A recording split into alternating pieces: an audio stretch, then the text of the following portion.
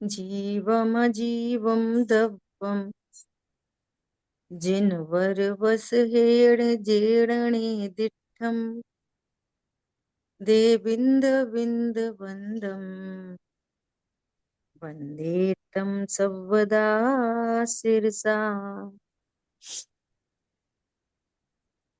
द्रव्य संग्रह जी ग्रंथ। अब तक हमारी चर्चा हुई गाथा नंबर 52 पर, है ना, जिसमें अब तक अपन ने अरहंत परमेष्टि, सिद्ध परमेष्टि और आचार्य परमेष्टि का स्वरूप देखा, है ना। अब अपना विषय आ रहा है उपाध्याय परमेष्टि का स्वरूप।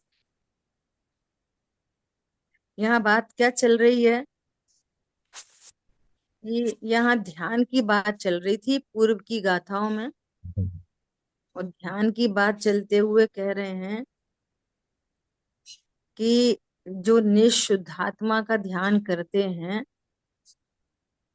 वे निश्चय से ध्यानवंत हैं, और जब स्वरूप में ठहर नहीं पाते तो उनको पंच परमेष्टि भगवान का ध्यान होता है ना। और विधि से देखें कि जो पंच परमेष्टि भगवान का ध्यान करते हैं अर्थात उनके स्वरूप को जानते हैं, तो वे निशुद्धात्मा का ध्यान कर सकते हैं। ऐसा वाइस वर्सा दोनों साइड से लेना। तो इसके अंतर्गत आचार्य भगवान पांच परमेष्टि भगवान का स्वरूप हमें बता रहे हैं। ठीक है, कि हमें अरंतों का ध्यान कैसे करना चाहिए, कैसे होते हैं अरंत, सिद्ध भगवान का ध्यान कैसे करना चाहिए, आचार्य उपाध्याय परमेष्टि का ध्यान कैसे करना चाहिए।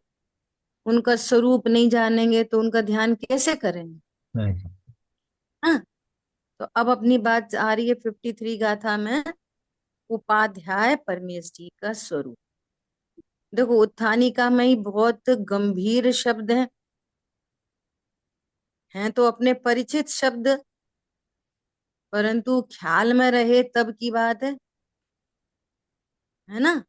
देखो स्व, अब स्व शुद्धात्मा में जो उत्तम अध्याय या अभ्यास वह निश्चय स्वाध्याय है।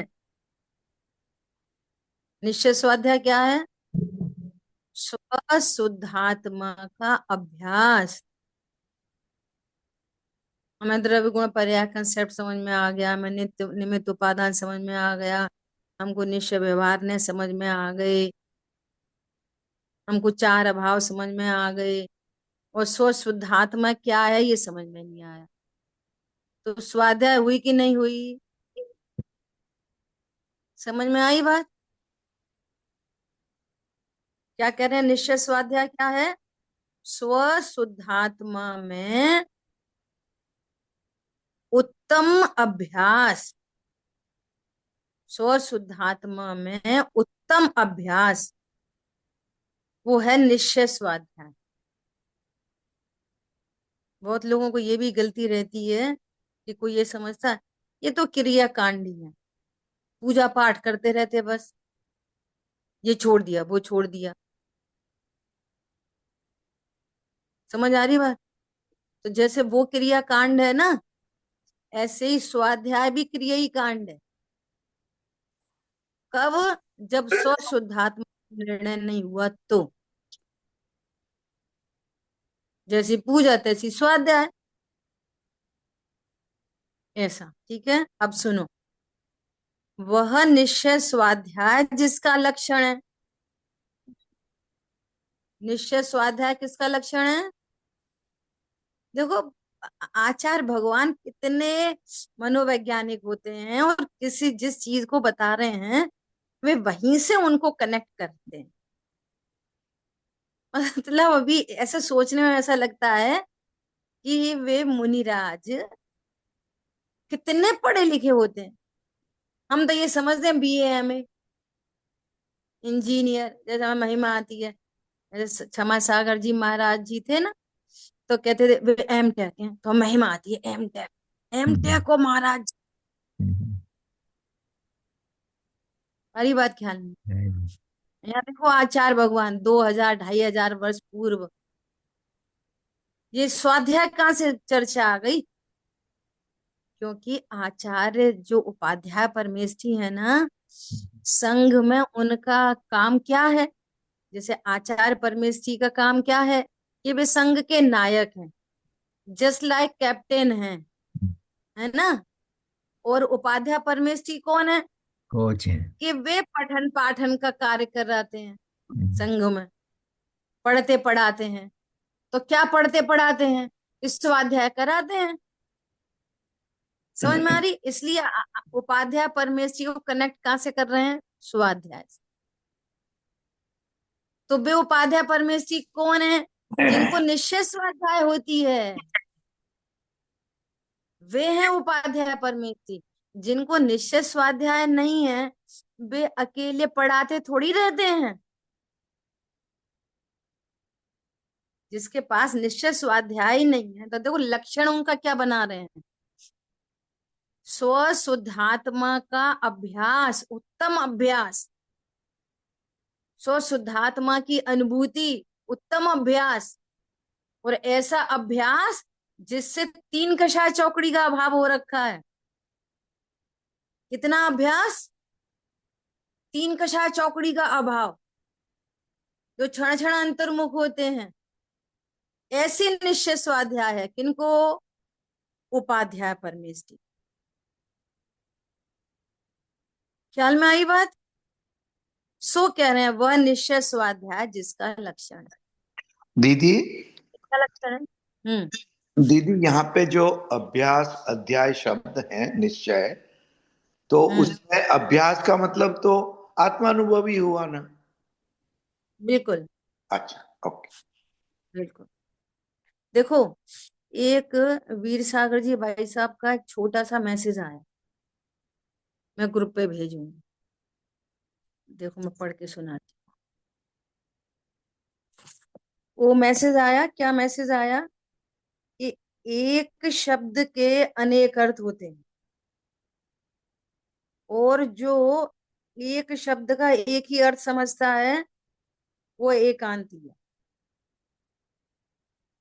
और एक शब्द के अनेक अर्थ होते हैं, तो अनेक अर्थों को समझे और जहां जैसा प्रयोग हो वहां वैसा लगाए, वो अनेकांती है, समझदार है। जैसे ग्रहण शब्द है, ग्रहण, तो ग्रहण शब्द के कितने अर्थ हैं? भोजन ग्रहण करो, आसन ग्रहण करो। तो भोजन के ऊपर बैठ जाओ और आसन को खा लो। अब एक ग्रहण का अर्थ तो निकल रहा है बैठो, आसन पर बैठो। और एक ग्रहण का अर्थ निकल रहा है कि भोजन खाओ। और दोनों शब्द ग्रहण है। ऐसे ही ज्ञान की तरफ से, आत्मा हूं ऐसा ग्रहण करो। ग्रहण करो मतलब जानो। आत्मा के केस में ग्रहण का शब्द है जानो।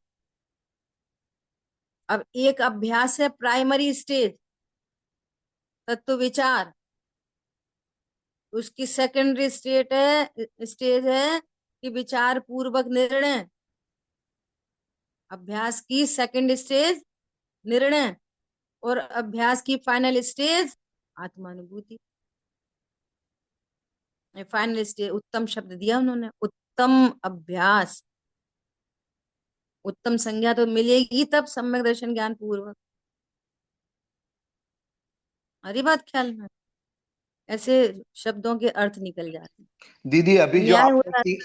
आपने जो अभी तीन स्टेजेस बताई ना, एक तो प्राइमरी और फिर बाद में हम्म, अल्टीमेटली अनुभव, तो उसको अपन तीन लब्धि ले सकते हैं ना, देशना, प्रायोगी और करण, क्या नहीं? कर लो, कोई दिक्कत थोड़ी है। कोई दिक्कत नहीं। तत्व विचार देशना पूर्वक ही होएगा, निर्णय करेगा। कायदे से तो देशना लब्धि में ही निर्णय हो जाता है, तभी उसको लब्धि कहेंगे। फिर उसका और अभ्यास चल रहा है, तो प्रायोग्य हो गई, अनुभूति हो गई। ठीक है, अब देखो बहुत अच्छी चर्चा है आगे। वह निश्चय स्वाध्याय जिसका लक्षण है, ऐसे उपाध्याय परमेश को बता रहे हैं, है ना। ऐसे निश्चय ध्यान का परंपरा से कारणभूत, ऐसे निश्चय ध्यान, देखो जिसको निश्चय स्वाध्याय कह रहे हैं उसी को निश्चय ध्यान कह रहे हैं। ऐसे निश्चय ध्यान का परंपरा से कारणभूत, क्या है परंपरा से कारण? निश्चय ध्यान का परंपरा से कारण क्या है, पहले चर्चा हो चुकी है। पत्नी बच्चे दुकान मकान का ज्ञान विश्वास, है ना, और उधर ध्यान, ये परंपरा कारण नहीं है। देवशास गुरु का ध्यान, ये परंपरा से मोक्ष का कारण बनता है। ठीक है, तो ऐसे उपाध्याय परमेष्टि का ध्यान, ऐसे निश्चय ध्यान का परंपरा से कारणभूत। अब सुनो, उपाध्याय परमेष्टि को एक तो क्या कह दिया, जिनको निश्चय स्वाध्याय है, एक तो ये कह दिया। दूसरा क्या कह दिया, दूसरा आ रही है, जो कैसे हैं, भेदा भेद रत्नत्रय आदि तत्वों के उपदेशक, स्वयं भेदा भेद रत्नत्रय के धारक हैं और उन्हीं तत्वों के जो उपदेशक हैं, परम उपाध्याय की भक्ति रूप और रमो वज्जायाणम, ऐसे पद के उच्चारण उच्चारण रूप जो पदस्थ ध्यान, उसके ध्येयभूत उपाध्याय परमेष्टि का स्वरूप कहते। कितना लंबा सेंटेंस है, इसको थोड़ा तोड़ तोड़ के अर्थ समझना पड़ेगा। नीचे से समझो कि उपाध्याय परमेष्टि हैं, वे स्वयं कैसे हैं, जिनको निश्चय ध्यान है। भेदा भेद रत्न के और धारी। कैसे हैं, भेदा भेद रत्नत्रय के धारक हैं। और वे कैसे हैं, परंपरा से मोक्ष का कारण है, परंपरा से मोक्ष का कारण है। तो भव्य जीवों को, जो भव्य जीव हैं, उनको ऐसे उपाध्याय परमेष्टि की भक्ति होती है। ऐसे उपाध्याय परमेष्टि की उनको क्या होती है, भक्ति होती है। तो वे क्या करते हैं, वे ऐसा पदस्थ ध्यान करते हैं। भव्य जीव, भव्य जीव क्या करते हैं, पदस्थ ध्यान। पदस्थ ध्यान मतलब जो पद में स्थित है उनका ध्यान, जो पंच परमेष्टि पद में, उपाध्याय परमेष्टि ऐसे पद में जो स्थित हैं, उनका ध्यान करते हैं। अब हम ऐसे उपाध्याय परमेष्टि का स्वरूप कहते हैं। आई बात ख्याल में, क्या कहते हैं, उपाध्याय परमेष्टि का स्वरूप कहने जा रहे हैं। क्लियर हो गई बात। अब मेरे को दो प्रश्न पूछने हैं। ध्येय का मतलब क्या होता है, ध्येय बोलो प्रीति, ध्येय किसको कहना, ये ध्येय का मेरा अर्थ मेरा समझते हैं हम? लक्ष्य है, मेरा जो लक्ष्य है को ध्येय के। स्वशुद्धात्मा। बताओ, आत्मा ध्येय ध्येय मतलब है। क्या? भावना। जैसे आत्मा हम ये, ध्येय मतलब ध्यान योग्य, आत्मा ध्यान करने बहुत योग्य। बहुत बढ़िया, सुनो ध्यान से। अभी हमने ये नहीं पूछा कि ध्येय कौन है, देखो प्रश्न को समझना भी बड़ी बात होती है। हमने सिर्फ इतना पूछा कि ध्येय शब्द का क्या अर्थ, ध्येय से आप क्या समझते? जिसको जिसको तो पाना कोई है। कह रहा है शुद्ध आत्मा। ध्येय मतलब जिसका ध्यान किया जाता है वो ध्येय है। ध्येय मतलब जिसका ध्यान कर रहे हैं वो ध्येय है। पत्नी ध्येय हो सकती कि नहीं हो सकती, पत्नी ध्येय हो सकती कि नहीं हो सकती? सच बताना, तुमने अर्थी कब पढ़ी? पत्नी का, पत्नी का ध्यान हो रहा है तो वो पत्नी पता ध्येय बनी रहने दियो, हुई है कब अभी। पढ़ी है? सभी लोग अपना फोन म्यूट कर लें प्लीज। समझ में आ रही है बात? जिसका भी ध्यान किया जाए या जिसका भी ध्यान होता है उसको ध्येय कहते हैं। एक होता है अशुभ ध्यान, तो अशुभ ध्यान तभी नाम पाएगा जब उसका ध्येय अशुभ होएगा। एक है शुभ ध्यान। शुभ ध्यान किसको बोलेंगे? जिसका ध्येय शुभ होगा। एक है शुद्ध ध्यान। शुद्ध ध्यान किसको कहेंगे? जिसका ध्येय शुद्ध होगा। सिंपल, एकदम सिंपल। कोई प्रश्न आता है ना तो अपन प्लस ही सोचते हैं कुछ टेक्निकल होएगा, बहुत कठिन। सिंपल ध्येय मतलब जिसका ध्यान किया जाए। तो अब हमें तो शुद्धात्मा शुद्धात्मा सुनते हैं, तो वही वही ज्ञान में चढ़ा रहता है। तो ध्येय कौन के? शुद्धात्मा। तो अकेला ध्येय शुद्धात्मा ही ध्येय होता है क्या? अरे अकेला शुद्धात्मा ही ध्येय होता हुए ना तो सब सम्यक दृष्टि होते, फिर अशुभ ध्यान की बात ही नहीं होती, शुभ ध्यान की बात ही नहीं होती। अगर ध्येय इस दुनिया में अकेला शुद्धात्मा है, वो पर्पजली शुद्धात्मा है, वो अलग बात है, प्रयोजन परक। तो ध्यान तो सभी होते हैं। आर्त रौद्र ध्यान में ध्येय कौन है? पर पदार्थ। वो भी अशुभ पर पदार्थ जिनके लक्ष्य से पाप बंद होता है। तो वे ध्येय हैं कि नहीं? वे ज्ञान का जो विषय है वो ध्येय। ख्याल में आ रही है बात? शुभ ध्येय कौन है? ये पंच परमेष्ठी भगवान, ये शुभ ध्येय है, परंपरा से मोक्ष का कारण है। अशुभ ध्येय है, ये परंपरा से चार गति में रुलने मरने का ही कारण। ठीक है, ऐसा। और ये भी एकदम जनरल है, ये भी एकदम जनरल बात है, सामान्य। अगर आप पंच परमेष्ठी भगवान को अपने विषय कषायों के लिए नमस्कार करते हो, पूजते हो, तो वे तो वास्तव में शुभ ध्येय में निमित्त हैं, पर तुमने उनको अशुभ ध्येय बनाया तो पाप बंदी होगा। बात पूरी बदल गई। पत्नी बच्चों के लक्ष्य से अकेले विषय भोग को चाहते हो तो वे पाप रूप हैं, अशुभ ध्येय कहलाएंगे, अशुभ ध्यान कहलाएगा। और यदि उनको मोक्ष मार्ग में बढ़ाना चाहते हो, उनके प्रति तत्व ज्ञान का परिणाम हो, है ना, उनको परमात्मा जानो, लक्ष्य में है पत्नी और देख रहे हैं जीव, तो अशुभ नहीं कहलाएगा, शुभ हो जाएगा। सियादवाद है ना, कब कहाँ किस तरीके से प्रयोग है। बात समझे। काजू खाने का परिणाम अपने आप में अशुभ भाव है, और देख के खाना, इसमें कोई जीव नहीं हो, बोल के किसी की हिंसा नहीं हो जाए, तो क्या हो गया? वो शुभ भाव हो गया। आपके एंगल से पूरी बात बदल जाएगी। उस चर्चा चलती है एकदम सामान्य, जनरल।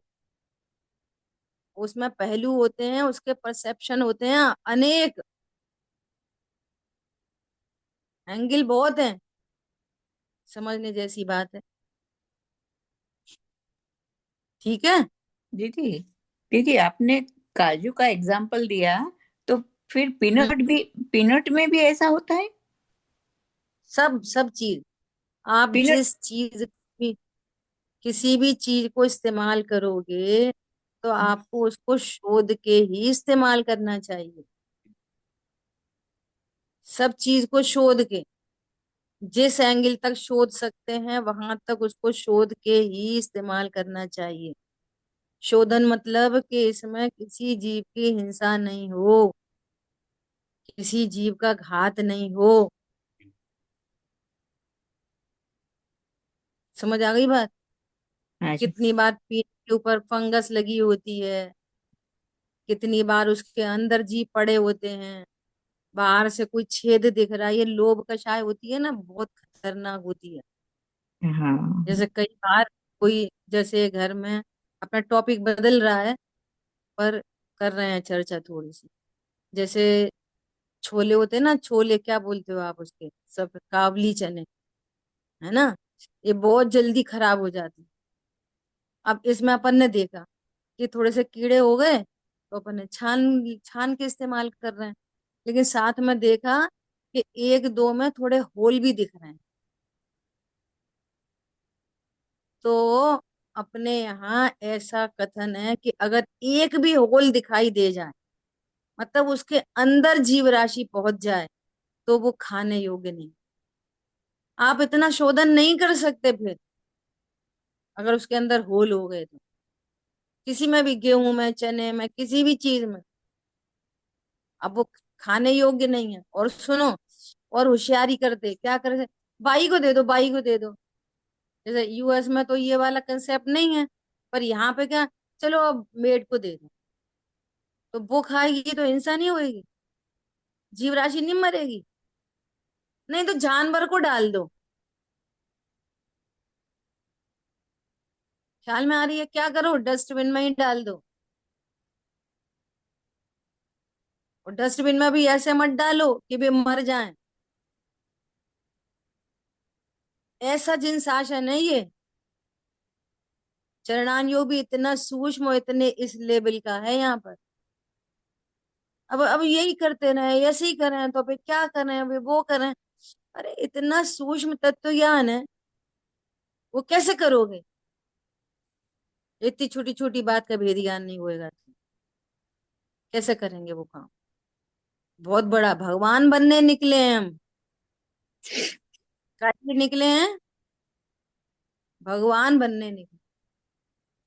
ठीक है, अभी मैं कोई प्रश्न और आगे नहीं ले रही, अपन क्योंकि अपना विषय बदल गया और ये विषय का एंड लेस है ये। ठीक है, इसलिए मीनल बहन जी आप अदरवाइज नहीं लेना। ठीक है, आगे बढ़ रहे, देखो क्या कह रहे हैं। मुझे भी अब एक प्रश्न शब्द था आया। दीदी, अभी मुझे भी प्रश्न था, पर जब भी टाइम होगा तब आप बता देना। नहीं, इसी से रिलेटेड है। हाँ नहीं, अभी आपने जो अशुभ का उदाहरण दिया था ना, कि खाने हम्म से अशुभ होता है, तो उसमें हम्म, अशुभ भी अनंतानुबंधी संबंधी होना जरूरी नहीं है, ज्ञानी को भी खाने का भाव तो आता है ना। बिल्कुल तो बिल्कुल बिल्कुल तो बिल्कुल। इसलिए अशुभ अशुभ इसलिए में कह फर्क। रहे हैं बात बदल जाएगी। हाँ तो वो मत। ज्ञानी को भी, ज्ञानी जीवों को भी भोजन करने का भाव है ना, भोजन की इच्छा है, लेकिन अनाहारी स्वरूप हूं ऐसा जानते हैं। तो दोनों बातें कौन समझ साथ। में आया? हम्म। तो हाँ, साथ अप्रत्या में। ज्ञानावरणी भी। तो जितना, हाँ, हम्म। बोलिए जितना, आप। अब देखो, चौथे गुण स्थान में और पांचवे गुण स्थान में, चौथे पांचवे गुण स्थान में जो भाव है ना, उस भाव को अशुभ ही कहेंगे, लेकिन मुनिराज को जो भाव है आहार का, उसको शुभ कहेंगे। तो ये तो गलत बात है, मुनिराज आहार करें तो शुभ और हम आहार करें तो अशुभ। क्योंकि मुनिराज को देह से इतना निर्ममत्व हुए हैं वे, कि अब वे अपने लिए नहीं लेते, देह के लिए लेते हैं बस, अपने लिए नहीं लेते। लेकिन चौथे पांचवे गुण स्थान में भी देह के प्रति इतनी आसक्ति होती है कि चौथे गुण स्थान वाला पूरा बढ़िया चटनी, पापड़, नींबू, मिर्ची, बढ़िया दाल बाटी, चूरमा सब करके आहार करता है। अनाहारी स्वरूप जानने के बाद भी अप्रत्याख्यान कषाय में ऐसी संयोग चलते हैं। और सुमत जी भाई साहब के अकॉर्डिंगली बात करें तो वे ये कह रहे हैं कि संज्ञा बढ़ गई, जाति बदल गई और संज्ञा बढ़ गई। कैसे करोगे इसको मैचअप? ऐसे करेंगे इसको मैचअप कि पहले गुण स्थान में ताकत नहीं है इतनी, और देखो वहां 40 नील इंद्राणी, 96,000 रानी, 4,000 रानियां, ऐसा पुण्य बनता है तो उसका उदय चलता है अप्रत्याख्यान में। बहुत नाटक है अप्रत्याख्यान के भी, इसलिए वो अविरति है वो, पर दुनिया बदल गई है उसकी पूरी। इसलिए प्रशंसनीय है। सुबह भी चर्चा आई थी, सम्यक दृष्टि का बाह्य बाह्य परिकर बहुत ज्यादा नहीं बदला है, लेकिन प्रशंसनीय है। उसने संसार के विरुद्ध एकदम ओपोजिट डायरेक्शन में, जो अनंत काल में जो कदम नहीं रखा गया, उस कदम को रखा है, इसलिए प्रशंसनीय है। लेकिन पूज्यने योग्य नहीं, उनकी प्रशंसा की जाती है, पूज्यता नहीं होती। पूज्यपना तो पंच परमेष्ठी भगवंतों का है। छठवें सातवें गुणस्थानवर्ती मुनिराज, जिनको तीन कषाय चौकड़ी का अभाव हुआ है, वे पूजने योग्य हैं। और पंचम गुणस्थानवर्ती आरिका माता, स्त्रीलिंग में जो हाईएस्ट टू हाईएस्ट हो सकता है, वो हाईएस्ट उन्होंने किया है, अपना बेस्ट दिया है, बेस्ट टू बेस्ट। उससे आगे भी जा नहीं सकते। इसलिए आरिका माता की वो 11 प्रतिमाएं है ना, गृह त्यागी हैं जो आरिका माता, वे महाव्रती कहलाती हैं। स्त्री में, स्त्री लिंग में वे महाव्रती हैं, क्योंकि स्त्रियों में वही, उससे ऊपर जा नहीं सकते, ऐसी बात है। समझ में आई बात? तो चौथे गुणस्थान की भूमिका अलग है, पांचवें गुणस्थान की भूमिका अलग है, छठवें सातवें गुणस्थान की भूमिका अलग है। ये पूरी साइंस समझनी चाहिए, तो आप आगम के अनुकूल विचार करते हो, और नहीं तो आगम के विरुद्ध विचार से काम नहीं बनता। भले ही बाहर में वो कितना बड़ा त्यागी हो, और भले ही आत्मा की वो कितनी बड़ी बड़ी बातें करता हो। समझ आई बात? आगम के अनुकूल चाहिए। अब मेरा दूसरा प्रश्न है कि यहाँ पर कह रहे हैं कि ऐसे निश्चय ध्यान का परंपरा से कारणभूत और भेदा भेद रत्नत्रय आदि तत्वों के उपदेशक, भेद रत्नत्रय और अभेद रत्नत्रय इसके उपदेशक हैं। अब बोलो, भेद रत्नत्रय किसे कहते हैं और अभेद रत्नत्रय किसे कहते हैं? बताओ मीनल बहन जी, आप हैंड रेज कर रहे थे, अब आपकी बारी।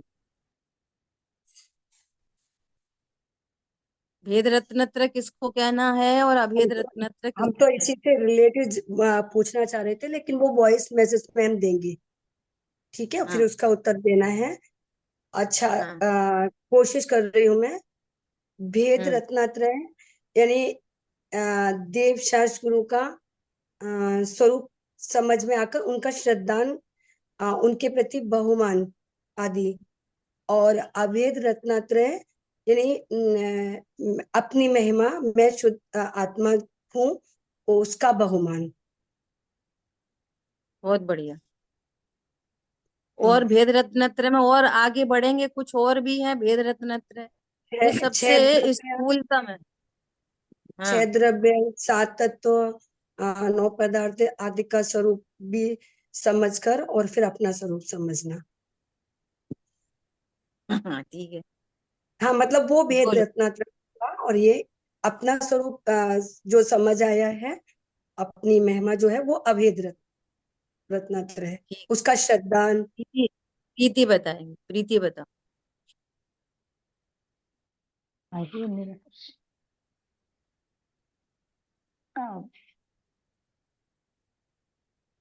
छह द्रव्य, सात तत्व और पंच परमेष्ठी भगवान के बताए हुए मार्ग का सही ज्ञान, विश्वास और ऐसा श्रद्धान, और उसी के अनुरूप यू टर्न लेते हुए अपनी आत्मा में आना, उसका ऐसा विश्वास और ऐसा श्रद्धान, तीनों चीज उसमें लागू होंगी। रत्नत्रय की बात है तो तो ज्ञान, विश्वास विश्वास और और श्रद्धान विश्वास, तो और एक ही ऐसी बात है। लीनता, वैसी लीनता, हाँ, उस रूप, ज्ञान, श्रद्धान और वैसी लीन। मंद हाँ कषायरु भाव। हाँ। जब तक मंद कषायरु परिणाम है, स्वपर के भी विकल्प हैं और मंद कषायरु परिणाम है, तब तक क्या कहलाएगा? भेद रत्नत्रय। क्यों? पर लक्ष्य है, पर कई विश्वास है, और स्व लक्ष्य भी है, अर्थात स्व के विकल्प हैं, और उन विकल्पों में जब तक शुभ राग चल रहा है तब तक वो भेद रत्नत्र है, उस स्वभाव का आश्रय होकर वीतरागता प्रकट हुई तो वो अभेद रत्न। ठीक है, तो क्या कह रहे हैं? इन तत्वों के उपदेशक हैं कौन? उपाध्याय परमेष्टि। और उनकी भक्ति रूप जो परिणाम है वो पदस्थ ध्यान है। तो इस पदस्थ ध्यान में उपाध्याय परमेष्टि ध्येय रूप है। देखो कितना क्लियर कह रहे हैं, उसके ध्येयभूत उपाध्याय परमेष्टि का स्वरूप कहते हैं। ये शुभ ध्येय रूप है, शुभ ध्येय। ठीक है, ऐसा देखो अभी अपन को उत्थानिका पढ़ने में ही इतना टाइम लग गया। बहुत टिपिकल शब्द है ना थोड़े से, लेकिन है सरल बात, है ना। अब अपन गाथा पढ़ते हैं। जोरयण तय जुत्तो ऋचम धम्मो वदेसड़े ऋणिरदो सो उवझाओ अप्पा जदि वर बस होड़मो तस्स रत्नत्रयुत नित निरत जो धर्म के उपदेश में सब साधु जन में श्रेष्ठ श्री उवझाय को वंदन करें। गाथार्थ, जो रत्नत्रय सहित निरंतर धर्म का उपदेश देने में तत्पर, वह आत्मा वह आत्मा वह आत्मा वो शरीर नहीं, अस्ति नास्ति। वह नग्न दिगंबर शरीर नहीं। उपाध्याय कैसे होते हैं? कपड़े वाले कि नग्न दिगंबर? बोलो, उपाध्याय परमेष्टि नग्न दिगंबर होते हैं कि कपड़ों वाले होते हैं? अरे उपाध्याय परमेष्टि आत्मा, आत्मा है, जीव है। वह आत्मा उपाध्याय है। आत्मा की कौन अवस्था है है। उपाध्याय? हाँ, बहुत बढ़िया। आत्मा उपाध्याय है। अब उपाध्याय शब्द बोला जाए, जैसे बोले नींबू, तो नींबू बोलते से ही अभी सबके ज्ञान में क्या विषय बन गया? गोल गोल, पीला पीला, खट्टा खट्टा,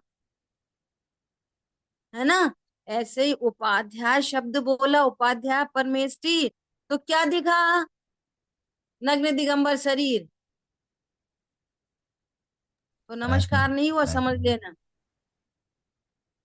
आत्मा, तो कोई बोला हमें तो आत्मा देगी ही नहीं, तो हम आत्मा कैसे समझेंगे? आगम से समझेंगे। जो अमूर्तिक होते हैं, जो ज्ञान स्वरूपी है, वो आत्मा है। ये आत्मा की अवस्था है। आत्मा की पर्यायों में सम्यक दर्शन है, सम्यक ज्ञान है, और प्रचुर मात्रा में वीतरागता है। वे उपाध्याय परमेष्ठि जो साधुओं में श्रेष्ठ हैं, जो संघ में पठन पाठन का कार्य करते हैं। तो वे आत्मा कैसे पढ़ाते हैं? आत्मा कैसे पढ़ाते हैं? पठन पाठन का काम कैसे करते हैं? आत्मा आत्मा पढ़ाती है कि नहीं पढ़ाती? अब सियाद बात से समझना पड़ेगा नए विभाग से, कि आत्मा में पढ़ाने का भाव उत्पन्न होता है ना, राग, पढ़ाने का राग, पढ़ाने का राग। तो तीन कषाय चौकड़ी के अभाव की वीतरागता प्लस पढ़ाने का राग और सीमा समाप्त, उसका नाम है उपाध्याय परमेष्टि। समझ में आई बात? अब पढ़ाने का राग तो आत्मा में है और शरीर के साथ एक क्षेत्रावगा संबंध है। तो आत्मा के आत्म प्रदेशों में परिस्पंदन होता है, और जैसा परिस्पंदन होता है वैसा एक क्षेत्रावगा होने से वैसी शरीर की क्रिया होती है। तो शरीर की क्रिया की तरफ से कहते हैं कि देखो वे पढ़ाते हैं। आत्मा में तो पढ़ाने का भाव उत्पन्न हुआ है, अमूर्तिक भाव। आत्मा में पढ़ाने का जो राग उत्पन्न हुआ है वो अमूर्तिक भाव उत्पन्न हुआ है, और उस अमूर्तिक भाव की व्यक्ति, व्यक्ति को क्या बोलना चाहिए,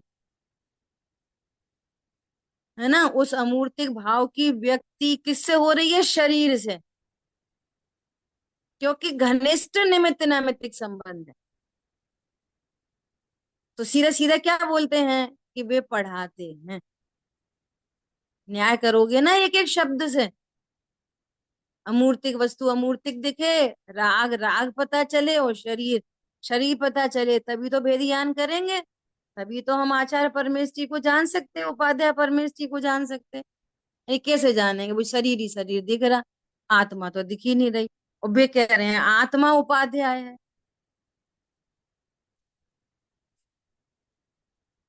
व्यक्ति मतलब रिप्रेजेंट हो रही है, वो भाव, पढ़ाने का भाव शरीर की क्रिया के द्वारा रिप्रेजेंट हो रहा है, तो सीधा सीधा शरीर से कह देते, पर शरीर आत्मा नहीं है, शरीर उपाध्याय नहीं है।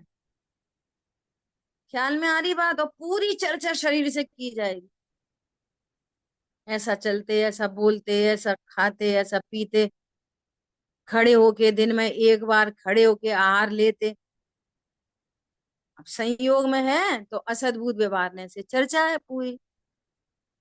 जो द्रव्य गुण पर्याय में भी नहीं है शरीर, और उधर से बात करते हैं कि मुनिराज कितनी बार आहार करते हैं, कि एक बार भी नहीं। तो उधर से बताते राग है ना एक बार खाने का, तो कहते एक बार खाते, और आत्मा तो खाता नहीं। गुत्ती नहीं सुलझती, पता नहीं खाते कि नहीं खाते, एक बार खाते भगवान जाने। अपन तो सब कह रहे, वो अपन कह दो एक बार खाते, नहीं खाते, हाँ नहीं खाते। और सुनो, पिटाई कैसे होती है, पिटाई और समझ लो। देखो अभी मुनिराज एक ही बार खाते, और अपन दिन भर में कितनी बार खाते पता है कुछ? सही बात है, अपन तो 4 बार 6 बार, कोई ठिकाना ही नहीं है, दिन भर मुंह जूठा करे रहते। मैं भी नहीं खाता। बोलो आप ये कैसे बात गुत्थी सुलझेगी कि मैं कभी नहीं खाया? प्रदीप सर कहते हैं कि ज्ञाता में खाता का खाता नहीं। समझ में आ रही है बात?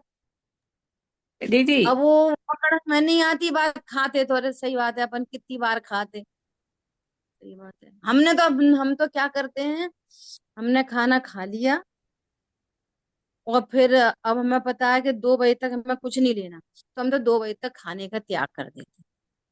मतलब तो तू खाता तो है ही ना, मान्यता तो यही है ना कि हम खाते हैं, तो 2 घंटे तक त्याग कर दिया। क्या बोला कि भाई साहब तुम जेल से कब आए? कैसी बातें करते हो, जेल से कब आए, ऐसा क्यों बोल रहे हो, जेल से कब आए? कितना बुरा लगता है। हम कोई जेल जाने वाले काम करते हैं कि हम जेल कभी गए ही नहीं? कैसी बातें कर रहे हो, जेल से कब आए? तुम दिन भर खाते हो कि बीच में थोड़ा त्याग कर देते हो कि हाँ हम तो त्याग कर देते 2-2 घंटे का, और 2 घंटे बाद फिर जेल जाएंगे? समझ में आ रही है बात, नहीं आ रही? कैसा है ये तत्व ज्ञान? किसको कहना तत्व ज्ञान? ये बोलने की बातें नहीं है अकेली, निर्णय करने की बात है। चरणान योग में बार बार खाने के बदले बीच बीच में त्याग त्याग कर करके खाए, उसकी थोड़ी प्रशंसा कर दी जाती है। ये चरणान योग की शैली है, इतिश्री नहीं है वो, उसमें कुछ महानता नहीं है। क्या बोला? ऐसा दीदी। बोलिए अनिला। हाँ, वो आपने पुरुषार्थ सिद्धि उपाय में आता था अविरमण और परिणमन। बराबर बराबर बराबर बराबर, मैं वही बोलने वाली थी। हाँ, ओके। एक होती है अभिरमण रूप हिंसा, और एक होती है परिणमन रूप हिंसा। एक होते हैं अभिरमण रूप परिणाम, हिंसा की जगह परिणाम रख दो। और एक जो है परिणमन, एक तो है जो परिणमन में दिखाई दे जाता है,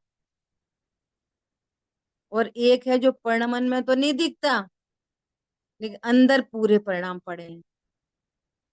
जैसे 2 घंटे के लिए छोड़ दिया ना, अभी 2 घंटे के लिए नहीं छोड़ दिया, सुनना ध्यान से। अब प्यास लगी, असाता का उदय आया, प्यास लगी, तो अब नियम है ना कि 2 घंटे तक नहीं ले पिएंगे, है ना। तो अब दिख तो रहा है पानी पानी पानी पानी पानी पानी, प्यास तो बहुत तेज लग रही है, प्यास तो इच्छाओं का दमन करना जैन धर्म नहीं है। क्या बोला? स्वभाव के आश्रय से इच्छा उत्पन्न न हो, उसका नाम जैन धर्म। ख्याल में आ रही है? अब भले ही वो परिणमन में नहीं आ रही, पिया नहीं पानी, परिणमन नहीं किया, लेकिन अभिरमण रूप से वो भाव बैठा है कि पानी मुझे पीना है, 2 बजे हैं मुझे पानी पीना है। तो जब नहीं पिया ना तब भी पानी ही पी रहे थे, इसको बोलते हैं अभिरमण। क्यों? क्यों कि वो परिणाम है तो मंद कषाय, लेकिन अध्यात्म में कषाय को कषाय ही कहते हैं, मंद तीव्र का भेद नहीं है। आश्रम मतलब आश्रम, और चरणान योग में पाप आश्रम और पुण्य आश्रम। आश्रम ही है ना तीव्र कषाय मंद कषाय, कषाय ही है ना दोनों। तो चरणान योग की शैली से उसकी प्रशंसा की जाती है, और तत्व ज्ञान में दोनों एक जगह खड़े हैं। क्या बोला? कैसे कैसे एग्जाम्पल दिए हैं बोलो अध्यात्म ग्रंथों में। दोनों शूद्रा के बेटे हैं, शुभ अशुभ, और एक बाई चांस मिस हो गया। बाई चांस क्या हो गया? मिस हो गया। सो मिस हो गया, सो ब्राह्मण के यहाँ पलने लगा। डीएनए टेस्ट कराओगे तो क्या निकलेगा? शूद्रा के बेटे दोनों, शुभ अशुभ। वो जो अशुभ वाला है ना, जो शूद्रा क्या पल रहा है, तो वो सुबह उठते से मदिरा से स्नान करता है, और वो जो ब्राह्मण क्या पल रहा है वो सुबह उठ के छने पानी से स्नान करके मंदिर जाता है। क्या बोला? समझ में आ रही है बात? है कौन? जब तक फर्स्ट प्रोसेसिंग नहीं होगी ना तब तक ये पुण्य पाप का भेद चलता रहेगा, लेकिन प्रोसेसिंग नहीं हुई तो न कोई कषाय मिटी है, सब अभिरमण रूप बैठी है। कोई भी कषाय मिटी नहीं है अभी। ख्याल में आई बात? यहां से छूटा, यहां से छूटा, तो टोरमल जी कह रहे हैं कि किसी दूसरी गति में गया ना तो ऐसे विषय कषायों में गिरता है, झपट्टे मारता है।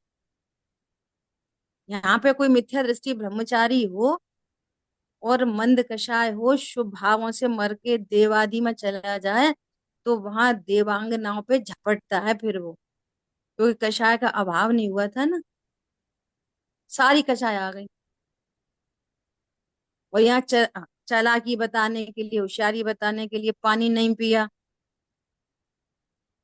सो मर के मेंढक हो गया। तो मेंढक कहाँ का पानी पिएगा? तालाब में काई का पानी। त्रियंच होएगा तो कौन सा पानी पिएगा? यहाँ तो जैन साहब छना पानी पी रहे थे, माँ कैसा पानी पिएगा? नाली का पानी। इतनी खतरनाक बात है। समझ में आ रही बात? और सुनो, और सुनो, बहुत इंपॉर्टेंट बात। जिसको शुभ भाव हो रहा कि 2-2 घंटे के ब्रेक से खा रहा है ना, तत्व ज्ञान है नहीं है ना, तो वो सब वास्तव में शरीर में उतने परमाणु नहीं लगने ना, तो वास्तव में वो अंतराय का उदय है। समझ में आ रही है बात? आप सब एंगल से ट्राई देखो, उस समय उस संबंधी कर्म का उदय है। ख्याल में आ रही है बात? भोग उपभोग, भोग उपभोग की चर्चा है कि नहीं, उपभोग नहीं होना उसको, बार बार उपभोग नहीं होना। तो यही सब तत्व ज्ञान के लिए है, यही सारी चीज है तत्व ज्ञान पूर्वक है। कहने का मतलब ये है कि जो जहां जिस परिणामों में है, किसी को मंद कषाय है, किसी को मंद बंद होना है, किसी को तीव्र कषाय है, उसको तीव्र बंद होना है, जो जिन परिणामों के बीच में है वहीं से भेद ज्ञान करे तो काम बनता है। क्या बोला? भले ही तीव्र कषाय में है, तीव्र कषाय से भेद ज्ञान, मंद कषाय है, मंद कषाय से भेद विज्ञान।